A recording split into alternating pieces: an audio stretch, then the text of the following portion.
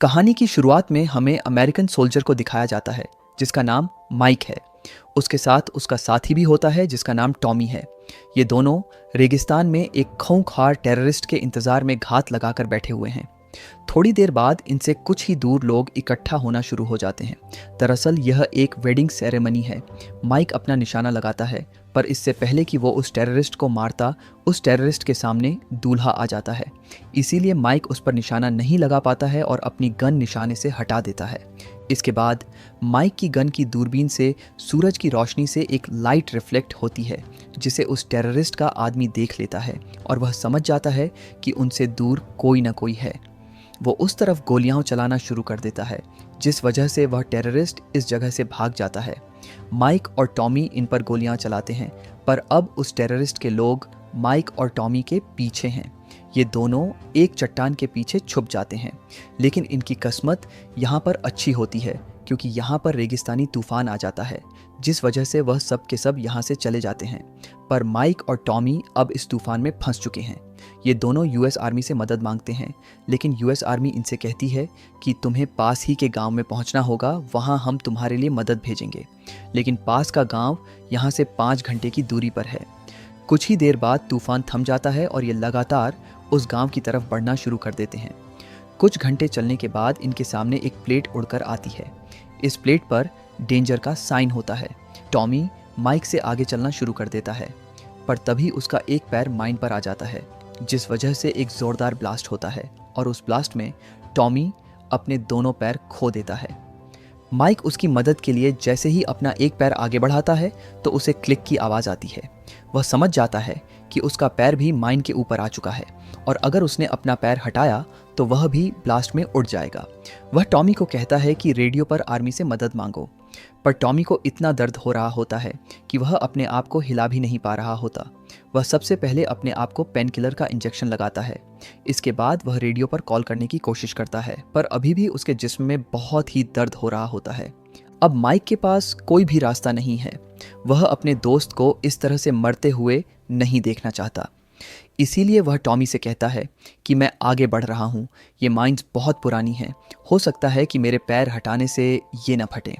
पर टॉमी नहीं चाहता कि उसका दोस्त अपनी जान दे। इसीलिए वह अपनी जेब से गन निकालता है और अपने आप को गोली मारने से पहले कहता है कि तुम्हें जिंदा रहना होगा। और यह कहने के बाद वह अपनी जान ले लेता है और अब माइक यहाँ पर अकेला फंस चुका है। वह सबसे पहले रेडियो के बैग को एक कुल्हाड़ी से अपने पास खींचता है, पर वह देखता है कि रेडियो की बैटरी ख़त्म हो चुकी होती है। वह रेडियो की बैटरी को सोलर एनर्जी से चार्ज कर लेता है। इसके बाद वह अपने बेस पर कॉल करता है और उन्हें पूरी सिचुएशन बताता है।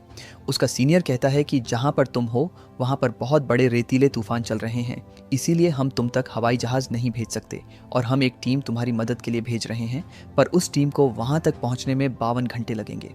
मतलब कि अब माइक को यहाँ पर अकेले ही 52 घंटे रहना पड़ेगा। माइक अपने दोस्त की मौत से पूरी तरह से टूट चुका है। वह किसी भी तरह से यहाँ से निकलना चाहता है। तभी उसकी तरफ एक बहुत बड़ा रेतीला तूफान आ रहा होता है। वह अपनी गन को ज़मीन के अंदर लेता है। जब तूफान उसे होकर गुजर जाता है तो वह अपनी आंखें खोलता है और वह देखता है कि उसके दोस्त टॉमी की बॉडी उड़कर उस तक पहुँच चुकी है। वह टॉमी की जेब से रेडियो की बैटरी निकालता है, पर यहाँ पर उसकी किस्मत अच्छी नहीं होती क्योंकि उसके रेडियो का बैग अब उससे दूर जा चुका है। अब उसका पानी भी ख़त्म हो जाता है। माइक भूखा है, प्यासा है। जैसे जैसे वक्त गुजरता जाता है उसका सब्र टूटता जाता है। वह अपनी गन निकालता है और आसमान में कई गोलियां चलाता है और अब वह डिसाइड करता है कि वह अपनी जान ले लेगा। वह अपने सर पर गन तान देता है, पर इससे पहले कि वह गोली चलाता उसे अपने सामने एक आदमी दिखता है जो पास ही के गांव का होता है। वो आदमी उसे कहता है कि तुम्हें अपना दूसरा स्टेप आगे बढ़ाना चाहिए। माइक कहता है कि अगर मैंने कदम बढ़ाया तो मैं भी अपने दोस्त की तरह मर जाऊंगा। वह आदमी माइक के पास आता है, पर वह सीधा नहीं आता बल्कि जिगजैग पोजीशन में आता है क्योंकि शायद उसे भी पता है कि यहाँ पर माइंस हैं। माइक उसे अपनी पानी की बोतल देता है। वो आदमी कहता है कि तुम्हें हमेशा अपने कदम आगे बढ़ाने चाहिए। यह कहकर वह आदमी यहाँ से चला जाता है। माइक उसी तरह से कई घंटों तक उसी जगह पर खड़ा रहता है और कुछ ही देर बाद अपने से दूर एक छोटी लड़की दिखती है जो ठीक उसी आदमी की तरह जिगजैग तरीके से माइक तक पहुँच जाती है। वो माइक को पानी देती है। माइक अपना सोल्जर का टॉय उस लड़की को दे देता है। अब अंधेरा होना शुरू हो जाता है। माइक अपने मोबाइल में अपनी वाइफ का एक रिकॉर्डिंग मैसेज देखता है जिसमें उसकी वाइफ कहती है कि मैं तुम्हारा इंतज़ार कर रही हूँ, मिशन कंप्लीट करके जल्दी वापस आना। ये सुनकर माइक इमोशनल हो जाता है। माइक ने अपने लिए आग जलाई होती है, पर वह बहुत ज़्यादा थका होता है, जिस वजह से उसकी आग बुझ जाती है। उसे पता ही नहीं चलता और कुछ ही देर बाद उसे यहाँ पर खतरनाक डॉग्स की आवाज़ें आना शुरू हो जाती हैं। डॉग्स धीरे धीरे माइक की तरफ बढ़ रहे होते हैं।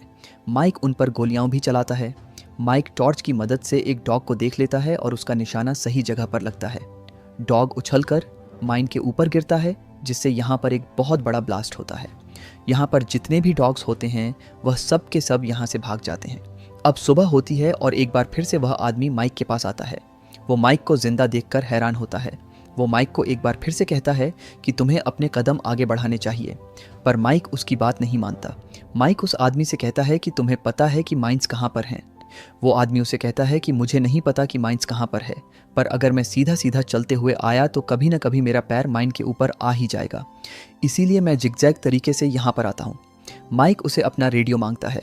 वो आदमी उसे उसका रेडियो देकर वहाँ से निकल जाता है। उसे अपना फ्रेंड टॉमी दिखता है जो उसे कहता है कि तुम्हें घर वापस जाना चाहिए, तुम्हारी वाइफ तुम्हारा इंतज़ार कर रही है।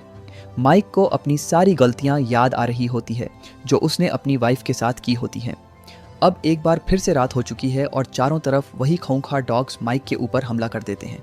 माइक पूरी रात उन डॉग्स से लड़ता है। सुबह होने के साथ माइक अपनी घड़ी को देखता है। अभी भी उस तक मदद पहुंचने में 7 घंटे बचे हैं, मतलब कि माइक को इस रेगिस्तान में फंसे हुए पूरे 45 घंटे हो चुके हैं।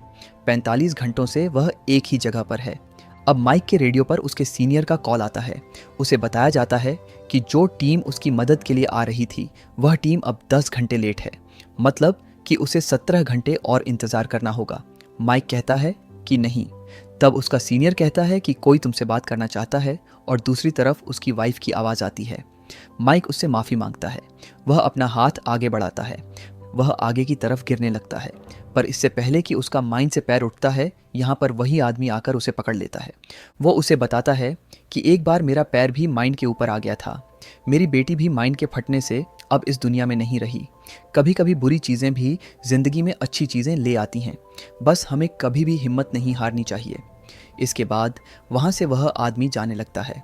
माइक को उसके साथ उसकी बेटी भी दिखती है, पर कुछ ही पलों के बाद उसकी बेटी गायब हो जाती है। माइक का वहम बहुत जल्दी टूट जाता है क्योंकि उसे एक गोली लगती है। दरअसल जिन लोगों को वह मारने के लिए यहाँ आया था वह लोग उसे ढूंढ लेते हैं और उस पर लगातार गोलियां चलाते हैं। माइक बहुत बहादुरी से उनका सामना करता है और एक एक करके वह कई लोगों को मार देता है, पर जब वह उन पर गोली चलाता है तो उसकी गोलियां खत्म हो जाती हैं। अब माइक को बचाने के लिए उसके आर्मी वाले लगभग उस तक पहुंच जाते हैं, पर रेगिस्तान में उसे देखना इतना आसान नहीं होगा। माइक के पास अपनी लोकेशन बताने के लिए सिर्फ एक ही तरीका है और वो है फ्लेयर गन, जो उसे कुछ ही दूरी पर होती है, जिसे उठाने के लिए उसे अपने कदम आगे बढ़ाने होंगे। उसे उस आदमी की बात याद आती है कि हमेशा हमें आगे बढ़ते रहना चाहिए। माइक पूरी हिम्मत करता है और वह एक कदम आगे बढ़ जाता है, पर कदम बढ़ने से यहाँ पर कोई भी ब्लास्ट नहीं होता। माइक यह देखकर पूरी तरह से हैरान हो जाता है और जब उस जगह को खोदता है तो वहाँ पर एक टिन का डब्बा होता है। माइक उसी जगह पर लेट जाता है। वो पिछले 62 घंटों से इसी जगह पर खड़ा था। माइक के इस हादसे ने उसकी पूरी जिंदगी बदल दी। कुछ दिनों बाद वह वापस अपनी कंट्री आता है, जहां एयरपोर्ट में उसकी वाइफ उसे लेने आई होती है। माइक उसके सामने अपने घुटनों पर बैठ जाता है क्योंकि अब उसे ज़िंदगी के मायने का पता है। उसे पता है कि ज़िंदगी में हमेशा खुश रहना चाहिए और इंसान को हमेशा आगे बढ़ना चाहिए। इसी के साथ ये कहानी ख़त्म हो जाती है। अगली कहानी आप किस मूवी पर सुनना चाहते हैं मुझे नीचे कमेंट्स में ज़रूर बताना, और अगर ये वीडियो आपको पसंद आई हो तो इस वीडियो को लाइक कर देना और इस चैनल को भी सब्सक्राइब कर देना।